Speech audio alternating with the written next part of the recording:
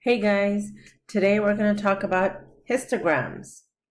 We're going to be using the same data as we left off with, the winning scores for the first 42 Super Bowls, right?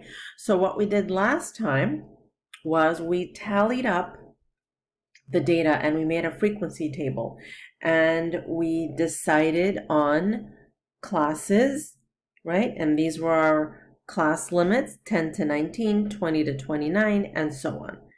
Now, this is one way to represent the data. It's a visual way to represent the data. Another way to represent the same data is by using a histogram. And that's a graph consisting of bars of equal width drawn adjacent to each other without any gaps. Now, the horizontal scale represents the classes of data values, and the vertical scale represents the frequencies. And the heights correspond to the frequency values. Like I said, a frequency table is one way to visually represent a set of data points. A histogram is another graphic version of a frequency distribution. All right, we can make a histogram to show two different data. One is the frequency, and two is the relative frequency. And if you remember, last time we came up with the frequency and also the relative frequency. All right, so here is a histogram of the frequency for on the left side here for the 42 Super Bowl scores. So you see here that, like I said before, the horizontal axis represent your scores. So these are basically the class limits,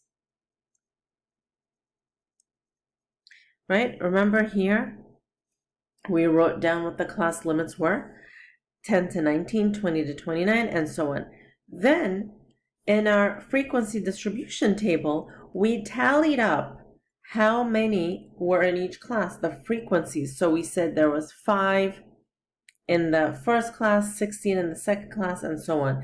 And when you go here, the x-axis is the scores, but the y-axis is the frequency.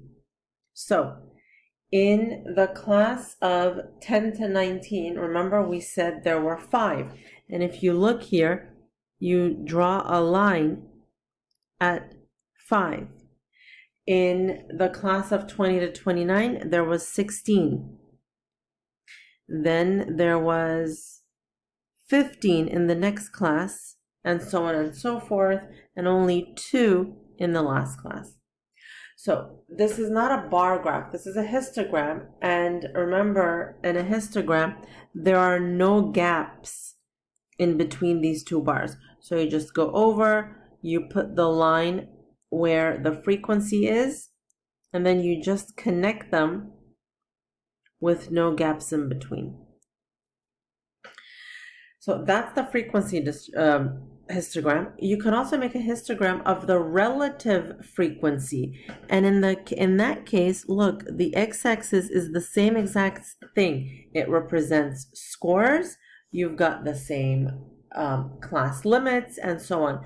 But now I have the relative frequency. I have these values. And you can see here, these values go from 0.12 to 0.05. So the highest it goes is 0.12. It means my y-axis is going to be calibrated according to that. Sorry, I said that wrong. The highest number is about 0.38, right? So I go from 0.05 to 0.38. 0.38, that's the highest value I have to graph.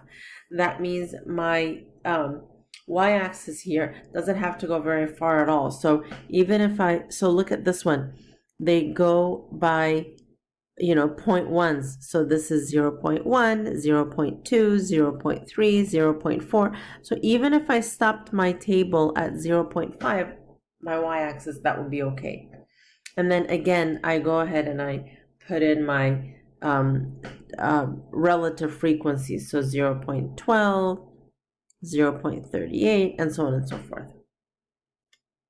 So that's how we make a frequency table. That's how we make a histogram.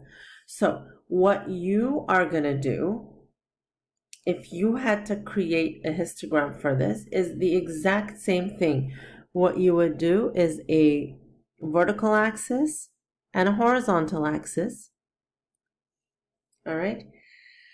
For your horizontal axis, you don't really have to start at 0. You could just start with where your first class starts. So for example, you make this 10 to 19, and then 20 to 29, 30 to 39, 40 to 49, etc. And then this axis here, these are your frequencies. And if you look here, your frequencies go from 5 to 16. So maybe it's a good idea if I go by, I don't know, I would go by 5s, right? So 5, 10, 15. And then I would look at the first one.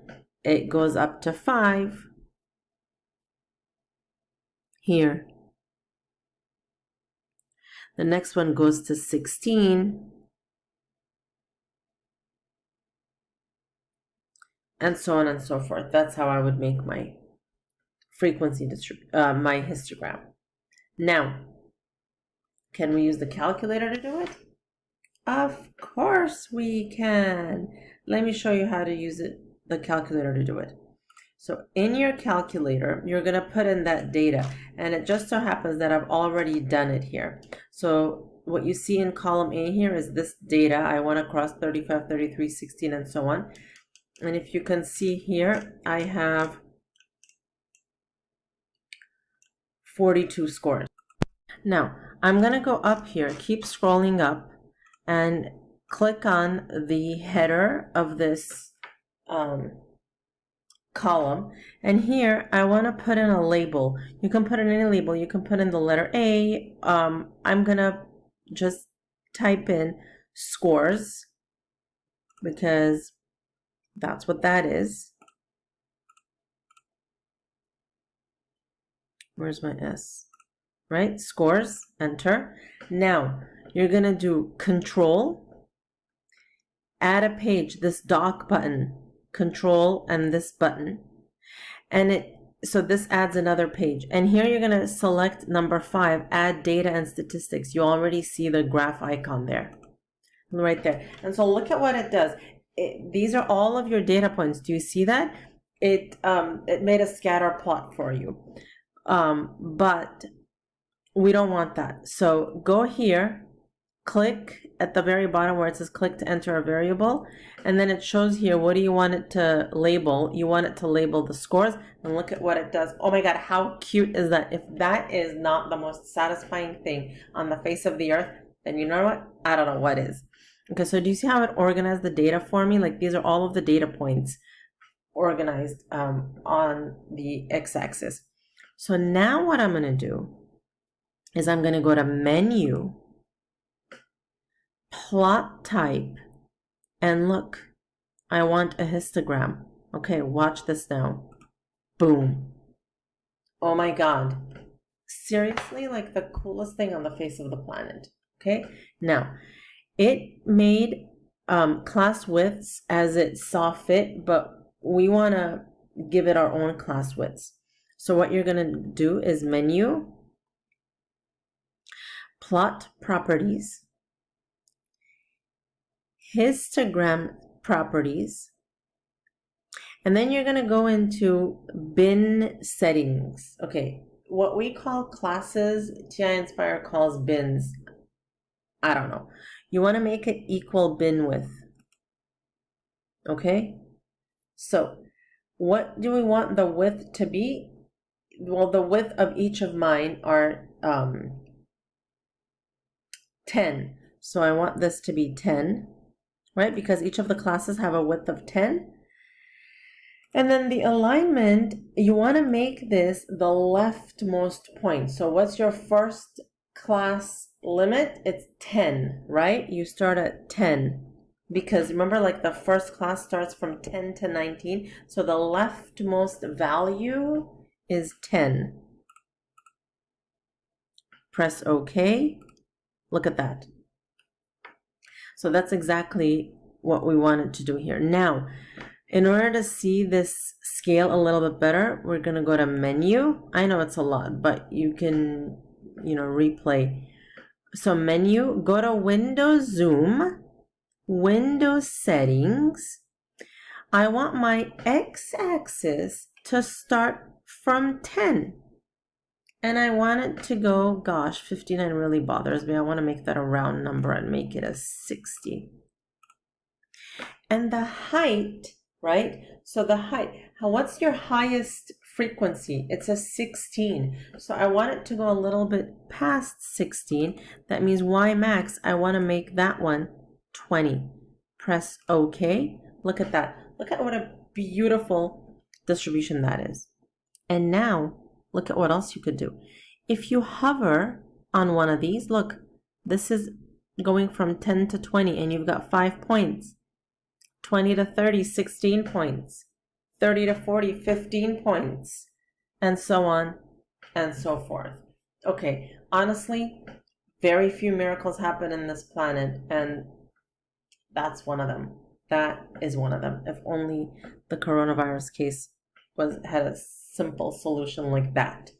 Okay, so those are histograms. All right, I'm nearing my 15-minute limit on my screencast, so let's go here. Let's talk about quartiles.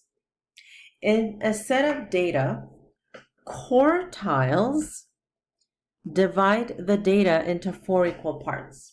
So if I had a set of test scores, and if I wanted to divide them into the upper fourth, the second fourth, and then, the last 2 quarters, these are quartiles. Okay, here's what you do. You literally take your data, you first sort the data in increasing order, smallest to biggest, or biggest to smallest. But you must sort the data. Then, here is what you do.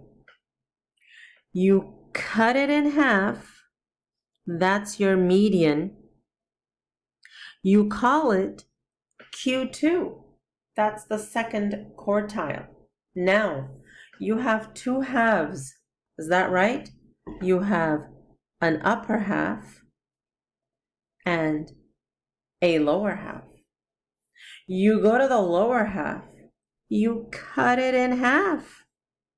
Now you have here, this point is your Q1. That's your first quartile.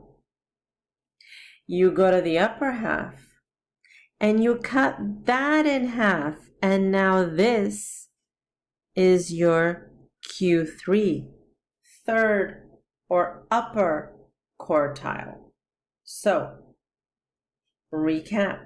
I have lower quartile or Q1, median or Q2, upper quartile or Q3. Now, what does all this mean? If this is Q3, okay, then do you agree with me that the numbers here, the values here, are only 1/4 of all of your data distributions? So if these were test scores, the purple over there, it's only 1/4 of the test grades. Now, is that the highest quarter or one of the middle ones or the lowest? That's the highest 1/4 of the scores. You've got your Q1.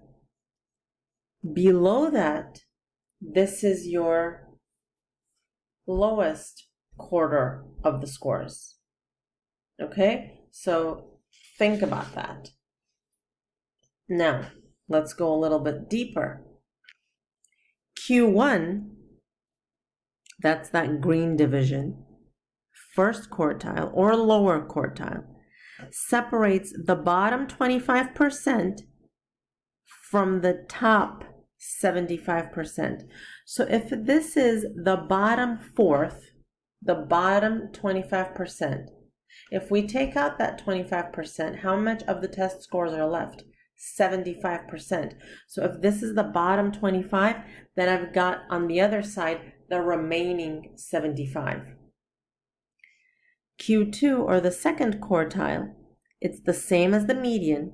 It separates the bottom 50 from the top 50. Okay, it's literally bottom half, top half. Q3 separates the bottom 75 from the top 25.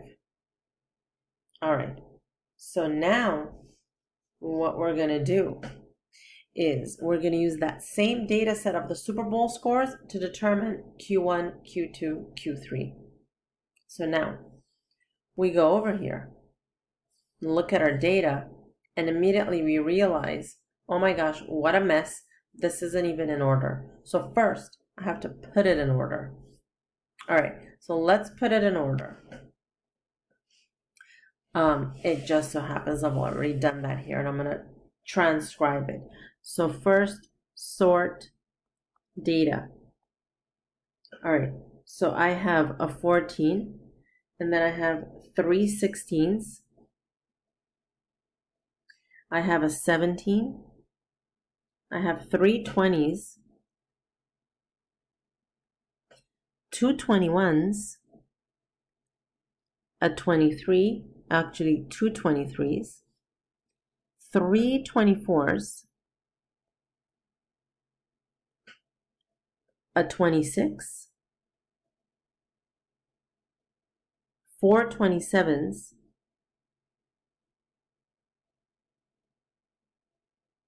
a 29, a 30, 2 31s, 2 32s, 1 33, 2 34s, 2 35s, actually, I take that back, 3 35s, a 37, 2 38s,